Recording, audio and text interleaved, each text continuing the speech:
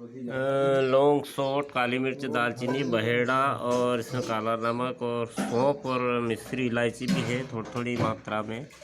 और ये बहेड़ा के फल जो गर्मी में इकट्ठे किए थे, इसमें प्लस डेली 50 ग्राम एलोवेरा और 5-10 तुलसी के पत्ते बाँट कर इनका सबका पाउडर ऐसे डिब्बी में भर कर रख लें। आरोग्य की रक्षा और अनेक व्याधियों, सर्दी, खांसी, कब्ज, गैस आदि के लिए रामबाण।